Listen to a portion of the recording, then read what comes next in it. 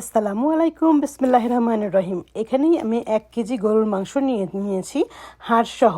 নিয়েছি কিছু খাড়া মশলা বলি আমরা আর কি, গরম মশলা, তেজপাতা, এলাচি, দারচিনি, অ্যান্ড দেন বড় এলাচ মানে কালো এলাচটা, অ্যান্ড দেন সাম লবঙ্গ। এটা হচ্ছে প্লেন ইয়োগার্ট, আমাদের এখানে গ্রিক ইয়োগার্ট। এটা কিন্তু হালাল, এটার মধ্যে অন্য কিছু নেই, কিছু মনে করবেন না যে কিছু ছিল। এটা আমি দেখে এনেছি। আচ্ছা, এরপরে দিয়ে দিব আমি একটু আদা রসুন বাটা। আমি কিন্তু আদা রসুন একসাথে বাটা কিনতে পাওয়া যায়, সেটা ইউজ করি।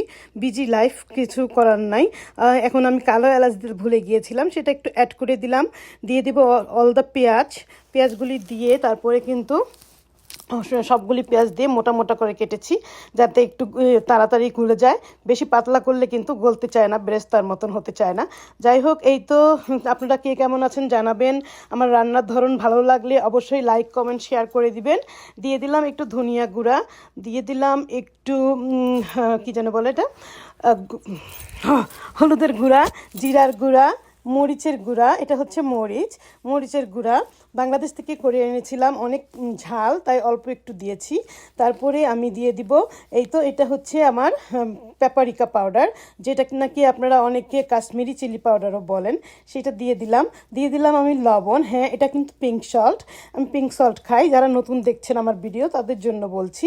তারপরে এটাকে আধা কাপের মতো তেল দিয়ে দিয়েছি। এটা কিন্তু অলিভ অয়েল, আমি স্যামস ক্লাব থেকে আনি অলিভ অয়েলটা, একদিন ভিডিও করে দেখিয়েছি রিলের মধ্যে। এটাকে এখন ভালো করে মাখিয়ে নিব, চটকিয়ে নিব। এই তো অফ ক্যামেরায় করে নিচ্ছি, ভালো করে চটকিয়ে গায়ে গায়ে মাখিয়ে 15 মিনিটের জন্য রেখে দিয়েছি।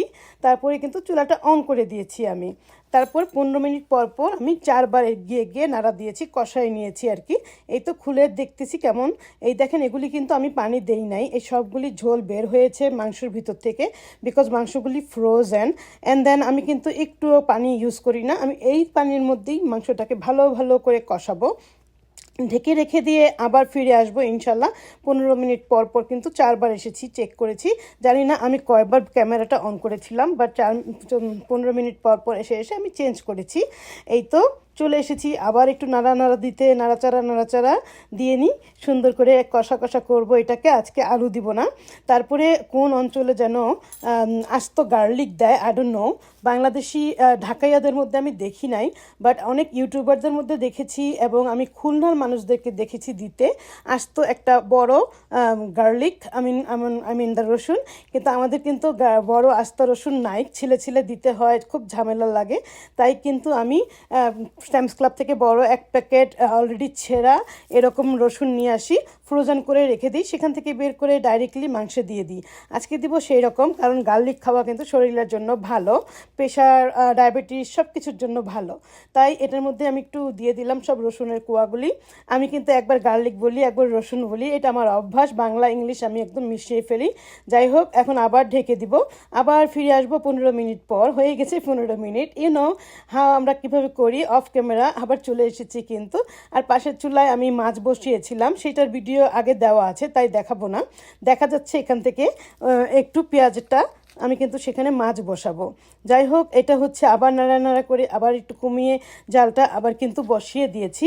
এবার দিয়ে দিব উপরে জিরা টালা গুঁড়া, যেটা আপনারা সবাই জানেন। জিরাটা একটু হালকা টেলে ব্লেন্ড করে দিয়ে দিয়েছি কফি গ্রাইন্ডারে। তারপরে এটা দিয়ে একদম মৃদু আঁচে নাম্বার 1-এ দিয়ে এটা কিন্তু আবার ঢেকে দিব। একদম মৃদু আঁচে দিলে কি হয়, উপরে কিন্তু তেলটা ভসে উঠে দেখতে সুন্দর হয়। এই যে দেখেন, একদম সুন্দর তেল। আর এটাকে আরও ভাজা করতে হবে, বাট আমি করি নাই, যেহেতু আলু নাই, একটু ঝোল তো লাগবেই। এই তো হয়ে গেছে, দেখেন তো কেমন দেখা যায় দেখতে। ভালো থাকবেন, সুস্থ থাকবেন।